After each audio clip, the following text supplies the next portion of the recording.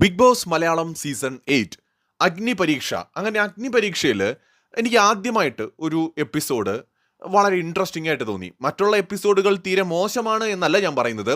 കുറച്ചധികം ഇൻട്രസ്റ്റിംഗ് ആയിട്ട് തോന്നി. കാരണം കുറേയേറെ കാര്യങ്ങൾ, വളരെ സീരിയസ് ആയിട്ടുള്ള ടോപ്പിക്കുകൾ സംസാരിക്കുന്ന ഒരു എപ്പിസോഡാണ് കടന്നുപോയത്.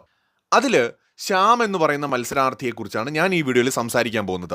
ശ്യാം വന്നപ്പോൾ ഭയങ്കര ഒരു ഇമ്പാക്റ്റ് ഉണ്ടാക്കിയ ഒരു കണ്ടസ്റ്റൻ്റ് ആയിരുന്നു. പക്ഷെ പിന്നീട് എവിടെയോ ഒന്ന് ഉൾവലിഞ്ഞതുപോലെ തോന്നി. പക്ഷേ കഴിഞ്ഞ എപ്പിസോഡിലെ ശ്യാമിൻ്റെ ചില കാര്യങ്ങൾ അദ്ദേഹം തുറന്നു പറഞ്ഞൊരു രീതി ഉണ്ടല്ലോ, ഭയങ്കരമായിട്ട് എനിക്ക് ഇഷ്ടപ്പെട്ടു. അത് പറയാതിരിക്കാൻ കഴിയില്ല.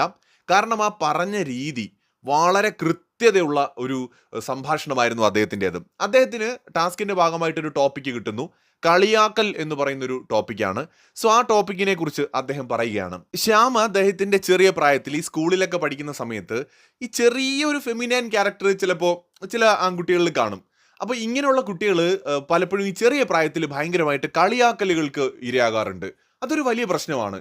നമ്മുടെയൊക്കെ ചിലപ്പോൾ സ്കൂൾ, കോളേജ് വിദ്യാഭ്യാസ കാലഘട്ടത്തിൽ ചെറിയ അത്തരം സ്ത്രൈണതയുള്ള കുട്ടികളെ മറ്റ് ചില കുട്ടികൾ കളിയാക്കുന്നതായിട്ടൊക്കെ നമ്മൾ കണ്ടിട്ടുണ്ട്. ശ്യാമിൻ്റെ ഒരു എക്സ്പീരിയൻസ് പറയുന്നുണ്ട്. ഇതുപോലെ ക്ലാസ്സിൽ പോകുന്ന സമയത്ത് നീ പോയി പെൺകുട്ടികളുടെ ഇടയിൽ ഇരിക്കുമെന്ന് പറഞ്ഞ് ഇങ്ങനെ കളിയാക്കുന്നതൊക്കെ, ചിലപ്പോൾ ശബ്ദത്തിലുണ്ടാവുന്ന ചെറിയൊരു വ്യതിയാനമോ എന്തെങ്കിലുമൊക്കെ സ്ത്രൈണ സ്വഭാവം. ഈ സ്ത്രൈണ സ്വഭാവം ഉണ്ട് എന്ന് പറയുമ്പോൾ പലരും, പ്രത്യേകിച്ച് പുരുഷന്മാർക്കിടയിൽ, അതെന്തോ ഒരു കുറവായിട്ട് ആളുകൾ തെറ്റിദ്ധരിക്കാറുണ്ട്. പക്ഷെ ആൺകുട്ടികളാണെങ്കിലും പെൺകുട്ടികളാണെങ്കിലും ജനിക്കുന്നത് അമ്മയുടെ വയറ്റിൽ നിന്നാണ് എന്ന വസ്തുത പലപ്പോഴും ഇവർ മറന്നുപോകും. അപ്പോൾ ഈ സ്ത്രൈണ സ്വഭാവം ഉണ്ടെന്ന് പറയുന്നത് പലപ്പോഴും ഒരു കുറവായിട്ടാണ് പല ആളുകളും കാണുന്നത്. എന്നാൽ അതങ്ങനെയല്ല. സഹാനുഭൂതിയും കരുതലും നിങ്ങളിലുണ്ടോ? സ്നേഹവും വൈകാരിക ബന്ധവും ഉണ്ടോ? സഹിഷ്ണുതയും ക്ഷമയുമുണ്ടോ? ആശയവിനിമയ ശേഷിയുണ്ടോ? അല്ലെങ്കിൽ സഹകരണ മനോഭാവമുണ്ടോ? സൗന്ദര്യബോധവും സർഗാത്മകതയും ഉണ്ടോ? ഇതെല്ലാം സ്ത്രൈണ സ്വഭാവ സവിശേഷതകളിൽ പെടുന്നതാണ്. അക്കൂട്ടത്തിലാണ് ചിലരിൽ ഈ ശബ്ദത്തിലുണ്ടാവുന്ന ചെറിയ വ്യതിയാനം, അല്ലെങ്കിൽ അവരുടെ ചില ആക്ഷൻസോ അങ്ങനെ ചെറിയ എന്തെങ്കിലും അവരുടെ പെരുമാറ്റം കാണുമ്പോൾ ചില സ്ത്രീകളുടെ സ്വഭാവ സവിശേഷതയായിട്ട് തോന്നും. അതിൻ്റെ പേരിൽ പലപ്പോഴും ഒരുപാട് പേര് നമ്മുടെ സമൂഹത്തിൽ കളിയാക്കലുകൾക്ക് വിധേയരാകാറുണ്ട്. സോ അത്തരം മനുഷ്യരെ കുറിച്ചാണ് ശ്യാം അവിടെ സംസാരിച്ചത്. ശ്യാം മാതാപിതാക്കളോടായിട്ട് പറയുന്നുണ്ട്, നിങ്ങളുടെ ഏതെങ്കിലും മക്കൾക്ക് അങ്ങനെ ഒരു പ്രശ്നം ഉണ്ടെങ്കിൽ, നിങ്ങളുടെ വീട്ടിൽ ആർക്കെങ്കിലും അങ്ങനെ ഒരു പ്രശ്നം ഉണ്ടെങ്കിൽ നിങ്ങൾ അവരെ ചേർത്ത് പിടിക്കണം. നീ എൻ്റെ മകനാണ്, ആരെന്ത് കളിയാക്കിയാലും നീ എൻ്റെ മകനാണ്, അതൊന്നും നീ കാര്യമാക്കേണ്ടതില്ല, അതിനെയൊക്കെ നേരിടണം എന്ന് അവനെ പഠിപ്പിക്കണം. അല്ലാതെ അവൻ ഭയന്നിരിക്കുമ്പോൾ അവനെ പാമ്പർ ചെയ്യാനും പാടില്ല.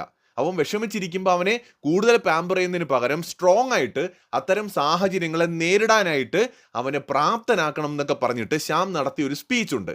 ഭയങ്കര രസമായിരുന്നു കേട്ടോ. കാരണം നമ്മുടെ സൊസൈറ്റിയെ എഡ്യൂക്കേറ്റ് ചെയ്യേണ്ടത് വളരെ ഇമ്പോർട്ടൻ്റ് ആണ്. ചില കാര്യങ്ങളിൽ തീർച്ചയായിട്ടും ആവശ്യമാണ്. കാരണം പല കുട്ടികളും അത്തരത്തിലുള്ള മാനസിക വിഷമങ്ങൾ അവരുടെ ചെറിയ പ്രായത്തിൽ അനുഭവിക്കുന്നുണ്ടാവാം. അപ്പോൾ ശ്യാമിനെ പോലുള്ളവർ തീർച്ചയായിട്ടും അങ്ങനെയുള്ള മനുഷ്യരെ വളരെയധികം ഇൻസ്പയർ ചെയ്യും. കാരണം ശ്യാമിൻ്റെ കുഴപ്പം കൊണ്ടായിരിക്കില്ല ആ ഒരു ഫെമിനൈൻ ക്യാരക്ടർ വരുന്നത്. പക്ഷെ അതിൻ്റെ പേരിൽ ശ്യാം സമൂഹത്തിൽ പല വേദനകളും അല്ലെങ്കിൽ കളിയാക്കലുകളും നേരിടേണ്ടി വരാം.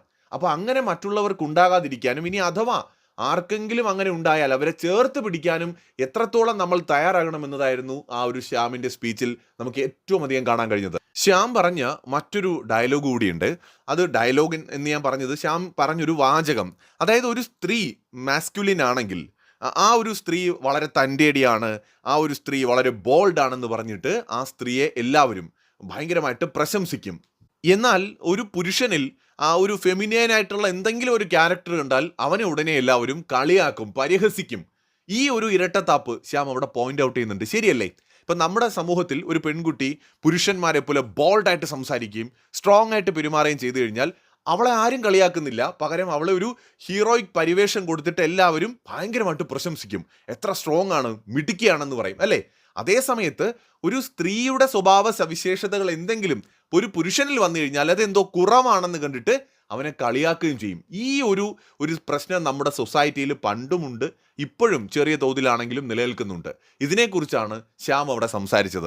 ഈ വിഷയം അഡ്രസ്സ് ചെയ്ത് സംസാരിച്ചത് എന്തുകൊണ്ടും നല്ലതാണ്. തീർച്ചയായിട്ടും നമ്മുടെ സമൂഹത്തിൽ പല കാര്യങ്ങളിലും ഉണ്ടാവേണ്ട മാറ്റങ്ങളിൽ ഒന്നിതാണ്. ഇത്തരത്തിൽ സ്ത്രീകളുടെ സ്വഭാവ സവിശേഷത, അല്ലെങ്കിൽ സ്ത്രീ എന്ന് പറയുന്നത് എന്തോ ഒരു കുറവാണ് എന്ന് കാണുന്ന ഒരു സമൂഹത്തിൻ്റെ മനോഭാവം മാറേണ്ടത് ആവശ്യമാണ്.